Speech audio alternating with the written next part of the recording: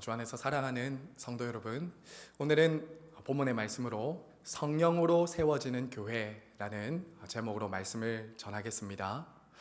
성도 여러분, 우리는 이제 갈라디아서의 결론부에 이르게 되었습니다. 우리가 앞서 말씀드린 것처럼 갈라디아서는 크게 두 부분으로 나누어진다라고 말씀드렸죠. 1장부터 4장까지는 복음의 핵심, 우리가 어떻게 구원받을 수 있는가?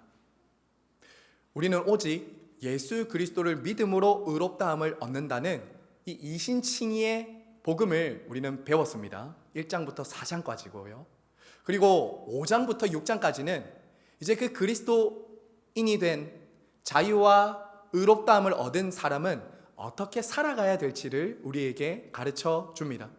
그리고 이때 그러한 삶이 가능하도록 하시는 결정적인 역할을 하시는 분이 바로 성령 하나님이다 라는 것을 우리는 계속해서 보고 있습니다. 사랑하는 성도 여러분, 그래서 지난주 우리는 성령을 따라 행할 때 우리 안에 맺혀지는 9가지 열매를 함께 배웠죠. 자, 오늘 이어지는 본문에서는 성령의 9가지 열매, 성령을 따라 살아갈 때 삶에 맺히는 그 열매가 구체적으로 어디서 맺히는지를 우리에게 가르쳐 줍니다. 여러분, 성령의 열매는 혼자서 맺히는 열매가 아니라 더불어 서로가 함께 맺어지는 열매라는 것을 우리는 기억해야 됩니다. 관계 속에서, 교회 공동체 안에서 맺히는 열매가 바로 성령의 열매다라는 것이죠. 성도 여러분, 성령을 통한 성화는 단지 개인의 영역에서만 머무는 것이 아니라 성령님은 우리 공동체 전체를 성화시켜 가시는 분이십니다. 놓치시면 안 됩니다. 성령 하나님은 지금도 여기 계신 한 사람 한 사람 개개인을 그리스도를 닮도록 성화시켜 가시지만 동시에 그 한 사람 한 사람이 모인 교회 공동체 전체를 그리스도를 닮아가는 공동체로 빚어가시고 성화시켜 가신다는 것입니다. 이것이 공동체적 성화예요. 그리스도께서 우리를 그리스도를 닮아가는 형상대로 우리 공동체를 빚어가신다는 것이 성화의 핵심입니다. 여러분, 그래서 오늘날 우리 안에도 들어와 있는 개인주의적인 성향을 내려놓으셔야 됩니다. 우리가 오늘 이 말씀을 들으면서 먼저 우리가 생각해 볼 것은 공동체적인 성화와 성숙을 방해하는 개인주의적인 성향을 우리가 내려놓아야 한다는 것이죠. 어느덧 우리 안에도 개인주의적인 성향이 신앙생활하면서 많이 들어와 있을 수 있습니다. 신앙생활도 교회 공동체가 아니라 개인의 영역으로 국한시키는 것이죠. 개인의 영역으로 국한시키는 거예요. 개인적으로 기도합니다. 성경을 읽습니다. 교회에 속해 있지 않으면서도 설교를 듣고 신앙생활을 할 수 있다고 생각하는 사람들이 점점 많아지고 있습니다. 교회 공동체 안에 속해 있지 않아도 나와 맞지 않는 사람들, 괜히 가까이 다가가서 관계가 불편해지는 사람들과 마주하기보다는 혼자 신앙생활 하거나 그저 교회 안 나가는 가난한 성도들이 점점 많아지고 있다는 것이죠. 왜냐하면 그런 갈등과 관계들을 피하고 싶은 거예요. 세상에서도 스트레스 받고 인간관계 때문에 힘든데 교회까지 와서 그런 갈등과 불편함을 내가 가질 필요가 없지 않냐라고 하면서 점점 신앙생활이 개인주의적으로 바뀌는 경향이 우리 안에 있다라는 것이죠. 하지만 여러분, 아무리 좋은 말씀을 많이 듣고 혼자 경건의 생활을 아무리 잘한다 할지라도 혼자 서 있다면 성경이 말하는 바르고 건강한 신앙생활은 불가능합니다. 불가능해요. 우리는 혼자 설 수 없는 사람들로 존재하고 있습니다. 오늘 말씀은 우리에게 분명히 말하고 있습니다. 성령을 따라 사는 교회와 공동체 성도는 관계 속에서 드러난다. 관계 속에서 공동체 안에서 드러난다라는 것이죠. 자, 그러면 여러분, 오늘 성령으로 세워지는 교회는 어떤 교회인가 우리가 함께 보도록 하겠습니다. 우리 첫 번째는 바로 성령으로 세워지는 교회는 온유함으로 잘못을 바로잡는 교회입니다. 1절 말씀 우리 한번 다 같이 읽겠습니다. 1절입니다. 시작. 형제들아, 사람이 만일 무슨 범죄한 일이 드러나거든 그러한 자를 바로잡고 너 자신을 살펴보아 너도 시험을 받을까 두려워하라. 여러분, 지금 바울은 사람이 무슨 범죄한 일이 드러나거든 이라고 지금 말하면서 시작합니다. 즉 이런 뜻입니다. 바울은 지금 공동체 안에서 죄를 지은 사람이 드러나게 됐을 때 그 공동체가 그 일을 어떻게 다루어야 하는지를 지금 말하고 있는 것이죠. 자, 그러니까 지금 바울이 경계하고 권면하고 있는 대상은 죄를 지은 사람입니까? 아니면 죄를 짓는 사람 곁에 있는 사람들을 향한 것입니까?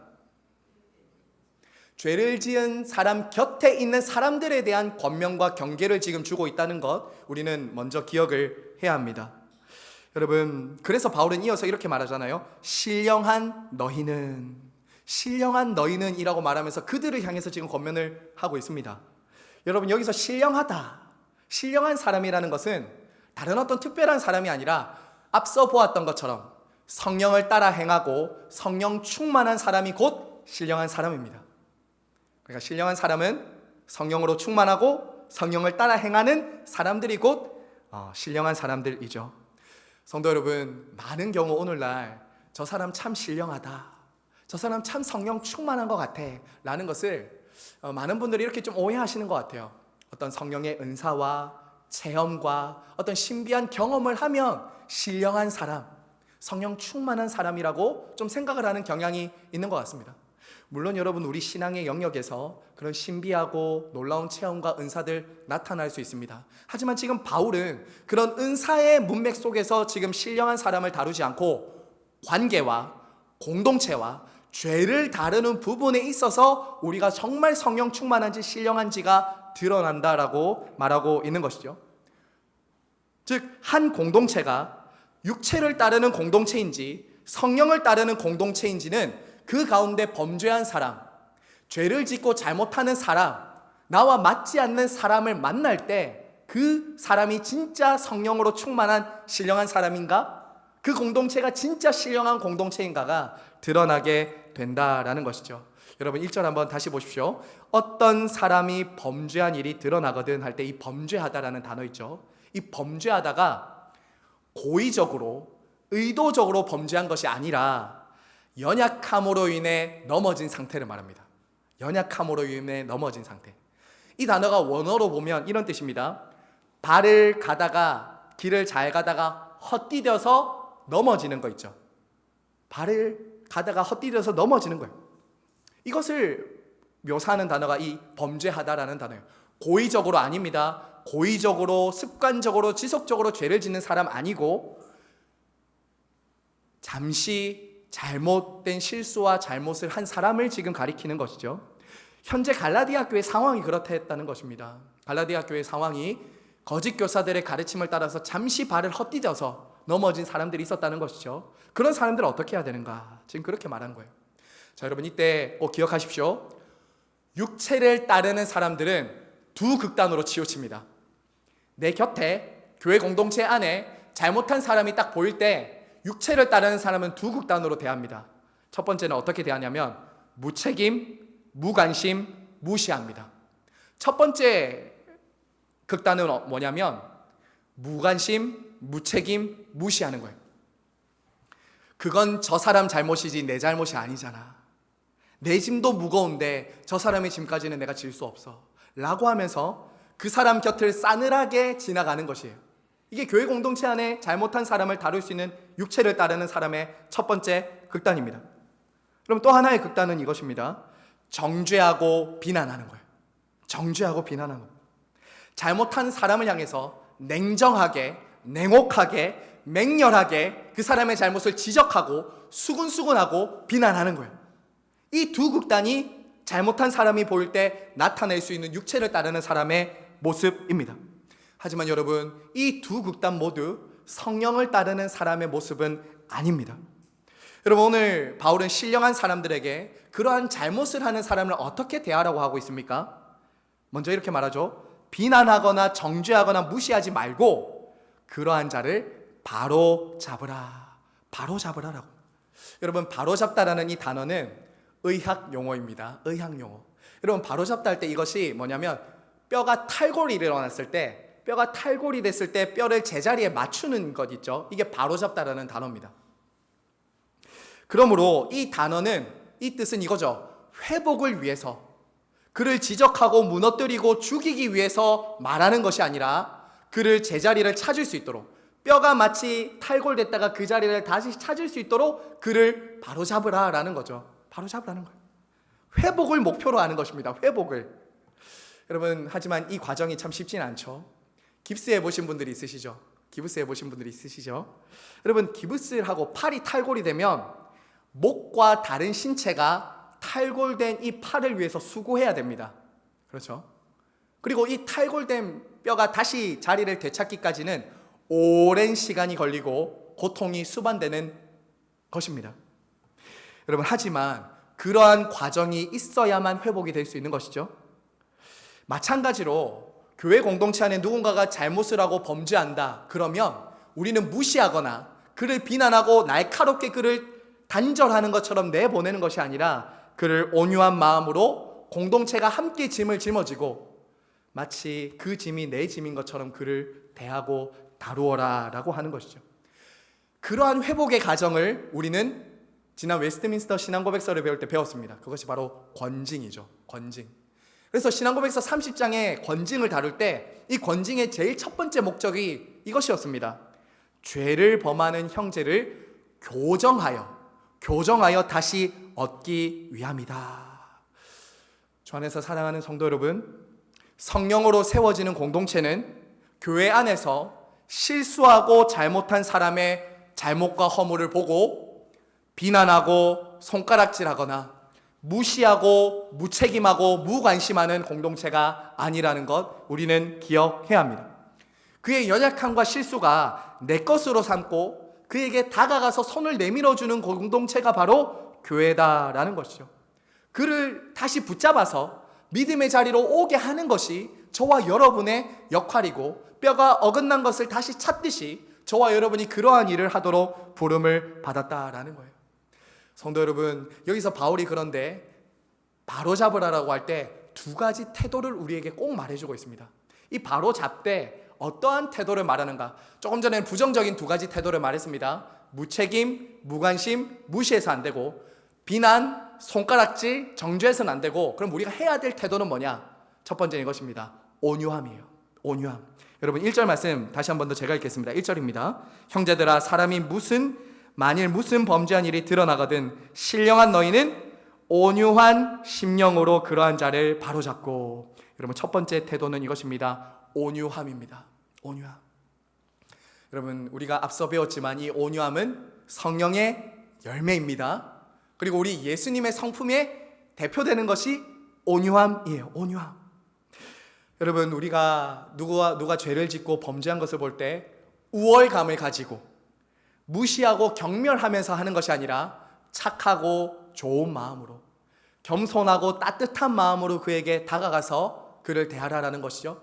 그리고 온유는 무엇이라고 했습니까? 성령님께 길들여진 마음이라고 했죠. 주님께 길들여진 마음. 내 감정대로, 내 기분대로, 내 생각과 판단대로 그에게 가르치고 교정하려 들지 말고 성령님을 의지해서 성령님의 성품대로 우리가 나타나도록 그를 교정해주고 대해야 된다라는 것이 바로 온유한 마음이에요. 여러분, 두 번째로 바울은 누군가가 잘못할 때 우리가 해야 될 태도는 이것입니다. 자기 자신을 살피면서 그 일을 해야 된다는 거예요. 자기 자신을 살피면서 다른 사람들의 잘못도 돌아보라라는 것이죠. 사랑하는 여러분, 우리가 누군가를 온유함과 겸손함으로 바로잡고 교정해 줘야 되는 이유는 우리도 그러한 죄를 지을 수 있는 사람들이기 때문이에요.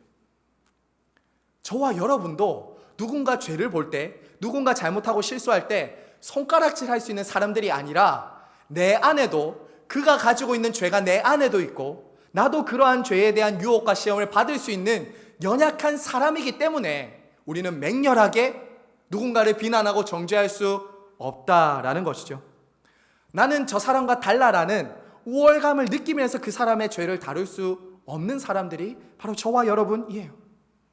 여러분, 우리 예수님 가늠한 여인을 돌로 치려고 하는 사람들 잡아왔을 때 어떻게 하신지 아시죠? 그 모든 사람들이 가늠한 한 여인을 앞에 세워놓고 돌을 하나씩 들고 있었습니다. 이 여인 죽여야 된다. 그때 우리 예수님이 이렇게 말씀하셨잖아요. 죄 없는 자가 먼저 돌로 치라. 우리는 돌을 들고 사는 것 같아요. 누가 한번 걸려봐라. 다 돌을 하나씩 쥐고 그 사람의 잘못이 딱 드러나면 네가 그럴 줄 알았다 하고 다 돌을 들고 치려고 하는 것 같아요. 이 사회가 참 그렇지 않습니까? 미디어나 뉴스나 신문이나 이런 거 보면 다 돌을 하나씩 들고 있죠. 여러분, 하지만 교회는 그렇게 해서는 안 되죠. 그 돌을 들고 있을 때 착각이 무엇입니까? 우리 예수님 말씀하셨잖아요. 나는 그런 죄가 없는 것처럼 들고 서 있다는 거예요. 나는 아무런 죄가 없는 것처럼 의인인 것처럼 들고 서 있다는 거죠. 하지만 여러분, 우리 기억하십시다. 우리 모두도 넘어질 수 있는 연약한 사람들이라는 것이죠. 우리 안에도 동일한 죄가 있는 거예요. 그럼 우리 여러분, 진정으로 누군가를 저와 여러분이 살리려면, 진정으로 누군가를 바로잡기 위해서라면 여러분은 온유한 마음으로 하고 있는가? 그리고 나는 나 자신을 살피면서 하고 있는가를 우리는 돌아보면서 다른 형제를 돌아봐야 되는 거예요. 진정으로 누군가를 교정해주기 위해서는 온유하고 자기 자신을 살피는 사람이 그 일을 할 수 있다라는 것이죠. 자, 여러분, 이어서 두 번째로 보시면 성령으로 세워지는 교회는 어떤 교회인가? 바로 서로의 짐을 짊어짐으로 그리스도의 법을 성취하는 교회입니다. 자, 우리 2절 말씀 다 함께 읽겠습니다. 2절입니다. 시작. 너희가 짐을 서로 지라. 그리하여 그리스도의 법을 성취하라. 여러분, 바울은 그처럼 형제들 안에, 공동체 안에 서로가 가진 짐을 짊어지는 것이 바로 그리스도의 법을 성취하는 것이다 라고 말합니다. 여기서 말하는 짐은 앞서 말한 서로의 죄의 짐을 말하는 것입니다. 우리는 물론 예수님처럼 그의 죄를 대속할 수 있는 짐을 질 수는 없습니다.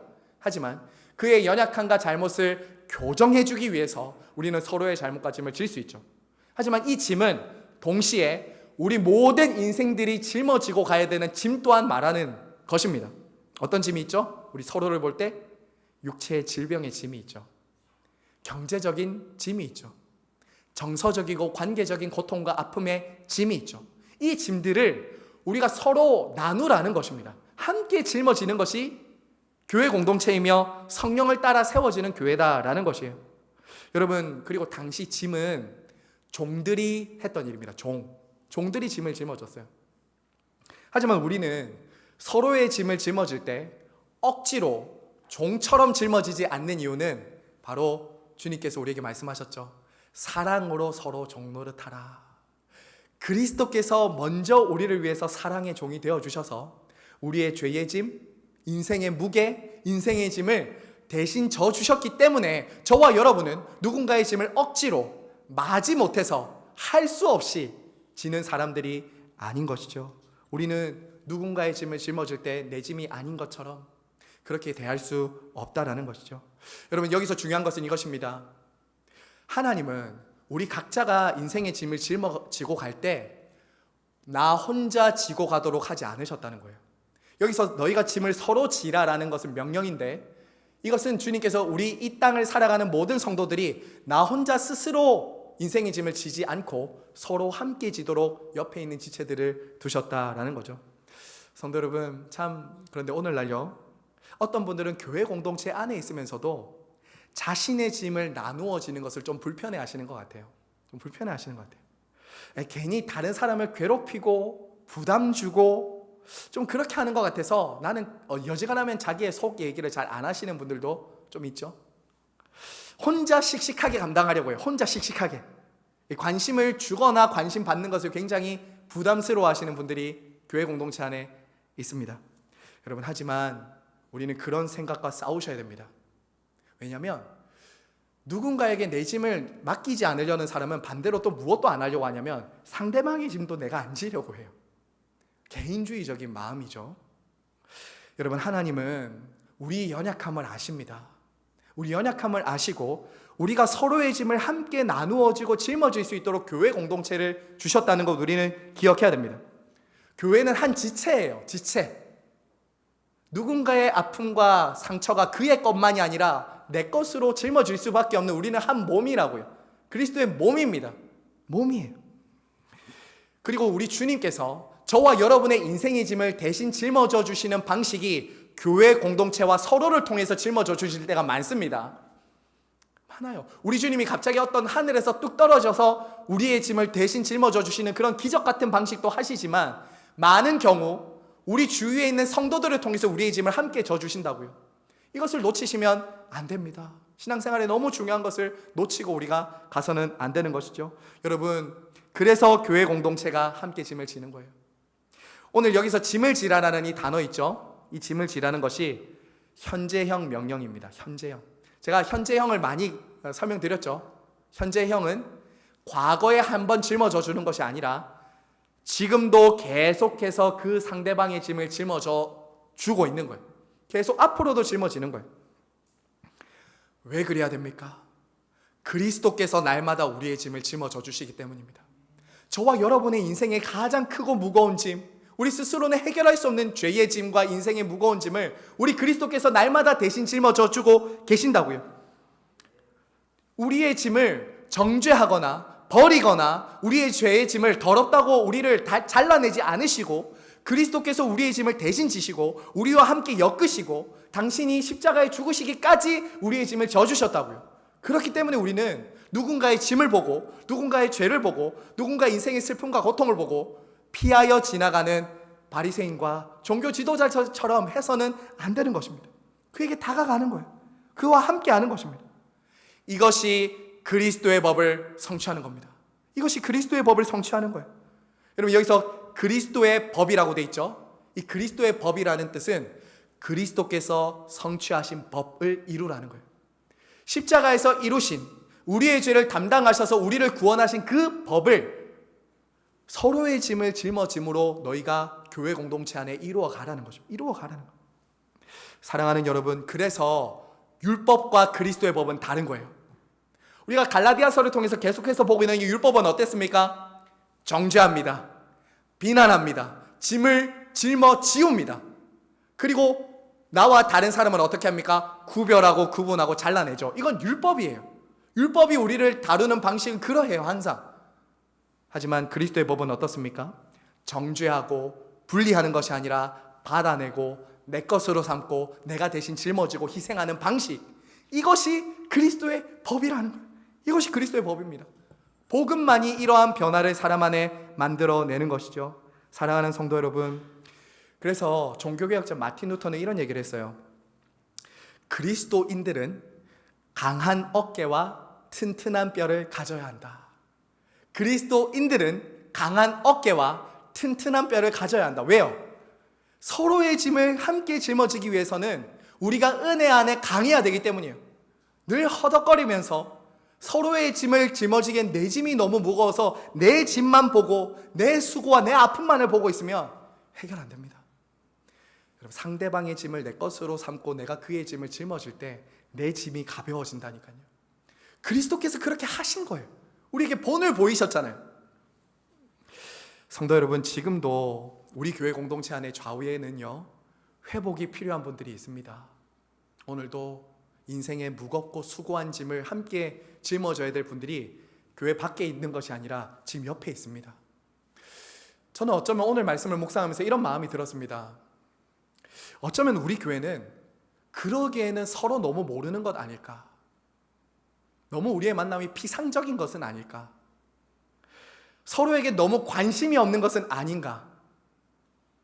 라는 생각이 들었어요. 정말 옆에 있는 사람의 잘못과 죄와 허물이 보일 때 내 것인 것처럼 정말 받아낼 준비가 되어 있는가? 그의 잘못과 허물이 보일 때 그를 위해 기도하고, 때로는 따뜻하게 가서 형제님, 자매님 하면서 그를 따뜻하게 대하고, 정말 그의 인생의 얼굴에 오늘 얼굴을 보니 참 슬픔이 있고 근심이 있는 것 같은데 그럴 때 다가가서 말을 걸어주는 사람, 우리 교회 공동체 안에 정말 있는가?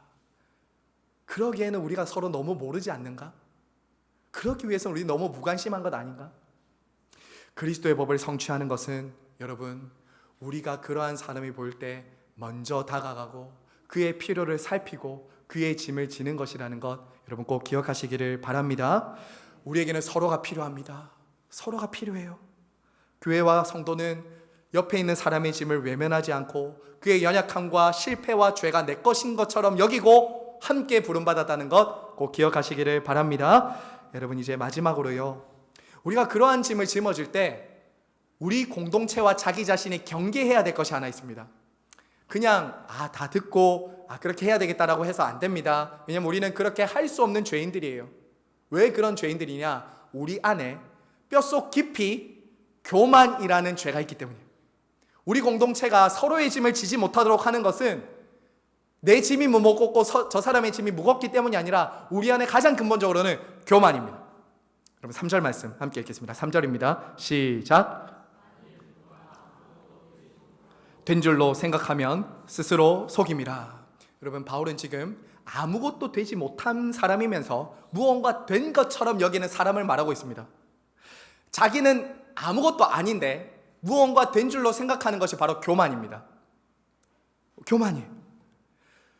결국 사람이 서로의 짐을 짊어지기 싫어하는 이유는 이것입니다. 나는 저 사람보다 낫고 나는 저 사람과 달라. 나는 저 사람과 다르단 말이야. 내가 왜 저 사람의 짐을 짊어져야 되지? 나는 교만 때문이에요. 여러분 바울은요, 앞서 이처럼 육체를 따르는 공동체, 나와 다른 사람은 달라라고 생각하면서 따르는 그 육체를 따르는 공동체에 나타나는 모습을 갈라디아서 5장 26절에 이렇게 말합니다. 바로 앞에 본문을 보십시오. 갈라디아서 5장 26절 이렇게 말합니다. 헛된 영광을 구하여 서로 노엽게 하거나 서로 투기하지 말지니라. 육체를 따르는 공동체, 육체를 따르는 사람의 모습은 이런 모습으로 나타나요. 헛된 영광을 구하며 서로 노엽게 하거나 서로 투기한다라는 거죠. 여러분 여기서 갈라디아 교회 안에는 그런 헛된 영광을 구하는 사람들이 있었다는 거예요. 아무것도 되지 못한 사람이 무언가 된 것처럼 스스로 여기며 자기를 높이는 사람들이 있었다라는 것이죠. 여러분 여기서 헛된 영광 있죠? 헛된 영광은 텅 빈 영광입니다. 텅 빈 명예예요. 자기 자신을 과도하게 높이 평가하는 겁니다. 사람들로부터 인정받고 칭찬받고 싶어서 무언가를 하는 행동을 하는 거죠. 이게 헛된 영광입니다. 여러분 그래서 이런 사람들은 이렇게 해요. 끊임없이 나와 남을 비교합니다. 옆에 있는 사람과 자기를 계속 비교해요. 때로는 다른 사람보다 내가 낫다고 여기면 어떨까요? 우월감을 느끼고요. 내가 때로는 다른 사람보다 못하다고 여기면 자기 연민과 낙심에 빠집니다. 여러분 사실은 우월감이나 열등감은 교만의 두 얼굴이에요. 완전히 달라 보이는 두 극단이지만 우월감도 열등감도 교만의 두 얼굴이라고요. 두 극단은 두 얼굴입니다. 여러분이 누군가 잘 되는 것을 보고 내가 지금 낙심하고 있다면 그것도 교만의 한 형태예요. 누군가 내가 저 사람보다 잘한다고 느낀다면 여러분은 그것은 우월감을 느끼는 교만이라고요. 우리는 교만합니다. 이랬다가 저랬다가 하는 교만한 사람들. 그리고 그 결과가 무엇인가? 교회 안에 다툼이 생기는 거예요. 다툼. 여러분 다른 사람의 짐을 짊어지기 위해 어떻게 해야 됩니까? 허리를 숙이고 고개를 숙여야 되는데 교만은 그것을 용납 못하는 거예요. 다른 사람을 섬기고 종이 되기 위해서는 고개와 허리를 숙여야 되는데 교만은 어떻습니까? 저 사람이 나보다 못한데 내가 왜 저 사람 밑에 들어가야 되냐는 거죠. 감당이 안 되는 겁니다. 자기는. 여러분 사실 참 사람들은요 되게 자기를 좀 낮게 여깁니다. 나는 좀 그래도 괜찮다고 생각하는 경향이 있어요. 엉뚱한 기준으로 자꾸 자기를 봅니다. 하나님이 말씀하신 말씀과 그리스도의 법, 이 앞서 나온 성령의 열매, 예수님을 닮아가는 성품으로 자기를 기준으로 삼지 않고 엉뚱한 기준으로 자기가 만들어낸 어떤 기준을 가지고 나는 저 사람보다 낫다라는 그런 이상한 행동을 한다는 거예요. 이게 교만입니다. 교만. 스스로 속는 거죠. 여기서 말하잖아요. 스스로 속임이라. 여러분, 하지만 아무리 경건의 의무를 많이 하고 내가 아무리 성경적인 지식이 많고 아무리 많은 것들을 가지고 안다 할지라도 고통당하는 사람의 형제의 아픔을 돌아보지 않고 누군가 잘못하고 죄를 지을 때 그 사람에게 온유함으로 그를 교정하고 돕지 못한다면 그 사람이 가지고 있는 그 모든 경건의 의무와 지식들은 아무것도 아닙니다. 스스로 속는 거예요. 스스로 속는 겁니다. 실상은 아무것도 아닌데 스스로 된 줄로 착각을 하고 있는 것이죠. 그래서 여러분, 교만은요 항상 공동체로부터 자기를 분리시킵니다. 나와 다르기 때문에, 저 사람은 나와 맞지 않기 때문에 계속 분리시켜요. 하지만 여러분, 제가 하나 더 말씀드리고 싶은 게 있어요. 교만은요 때로 굉장히 교묘하게 나타납니다. 나는 교만하지 않다고 생각하는 사람이 어쩌면 제일 교만할 수 있어요. 잘 들어보십시오. 어떤 사람은요, 교회 공동체 안에 이렇게 교만이 나타날 수도 있어요. 누군가를 저와 여러분이 회복시켜 준 이후에 내가 한 일을 드러내 보여주고 싶은 걸로 교만이 나타날 수도 있어요. 때로는 바른 교리와 바른 신학과 복음을 잘 안다라고 하는 사람도 교만에 빠질 수 있는데, 그것은 어떻게 나타나냐면 자기보다 미성숙한 사람, 율법주의자들에 대해서 정죄하고 비난하는 방식으로 때로는 교만이 나타나요. 무슨 말인지 아시겠습니까? 내가 바른 복음을 알고 바른 진리를 안다라고 하는 사람들 안에서도 이런 교만이 튀어나온다니까요. 목사가 가장 그렇게 하기 쉬운 사람 중에 한 명이죠. 여러분, 이것은 단지 복음을 지식적으로만 알고 그리스도의 법을 성취하는, 율법주의자를 위해서도 십자가에 죽으신 예수 그리스도의 법을 성취하지 못하는 것이에요. 사랑하는 성도 여러분, 저와 여러분은 이러한 그릇된 영적인 엘리트주의에 빠져서는 안 됩니다. 저와 여러분 중에 누가 된 줄로 아는 사람이 있습니까? 은혜 없이 설 수 있는 사람이 어디 있습니까? 저와 여러분은 아무것도 아닙니다. 무익한 종들일 뿐이라고요. 우리는 은혜 없이는 한순간도 설 수 없는 사람들이 저와 여러분입니다. 그런데 어느 순간부터 신앙생활을 오래 하면 할수록 이런 종교적인 껍질이, 외피가 생기면서 왜 자꾸 다른 사람을 정죄하고 판단하고 비난하는 자리에 서서 사람들과 자꾸 스스로를 구분하고 나누는지 모르겠어요. 여러분, 죄송하지만 여러분은 정말 은혜 없이는 설 수 없는 사람들입니다. 여러분을 특별한 존재로 만드는 것은 여러분의 신앙 연수나 직분이 아닙니다. 여러분을 특별한 존재로 만드는 것은 십자가라고요. 하나님의 은혜라고요. 그런데 왜 자꾸 그 은혜를 받으면 받을수록, 신앙의 연수가 길어지면 길어질수록 왜 자꾸 사람들이 여러분 주변에 오지 못하느냐고요. 왜 그렇게 되고 있습니까? 사랑하는 성도 여러분, 바울은 이러한 교만에 대해서 엄히 경고하면서 우리 안에 교만을 치료할 수 있는 2가지 치료책을 친절하게 말해줍니다. 이 교만의 치료책만 보고 우리 오늘 말씀을 맺을 텐데요, 첫 번째 교만의 치료책은 이것입니다. 자기 일을 살피는 거예요. 자, 4절 말씀 한번 다 같이 읽겠습니다. 4절입니다. 시작. 각각 자기의 일을 살피라. 그리하면 자랑할 것이 자기에게는 있어도 남에게는 있지 아니하리니. 여러분, 교만의 첫 번째 치료책은 이것입니다.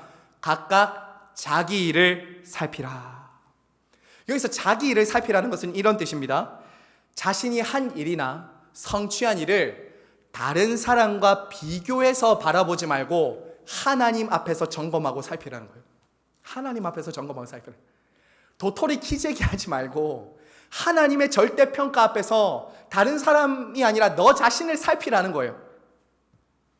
왜냐하면 저와 여러분을 궁극적으로 판단하시고 심판하실 분은, 죄송하지만 옆에 사람이 아닙니다. 우리를 절대평가하실 분은 거룩하신 하나님이에요. 그리고 우리가 닮아가야 될 모델은 옆에 있는 사람이 아닙니다. 목사도 아니에요. 저와 여러분이 닮아가야 될 유일한 분은 예수 그리스도시라고요. 그렇기 때문에 우리는 하나님과 예수 그리스도 앞에서 자기를 살펴야지, 옆에 있는 사람을 비교하면서 내가 우월하다, 내가 좀 못하다, 이렇게 할 것이 아니라 자기를 살피셔야 됩니다. 자기를 살피세요. 저와 여러분이 나 스스로 괜찮다고 여기는 것이나 다른 사람과 비교해서 좀 더 낫다는 것으로 여러분이 하나님의 심판대 앞에 서는 것이 아닙니다.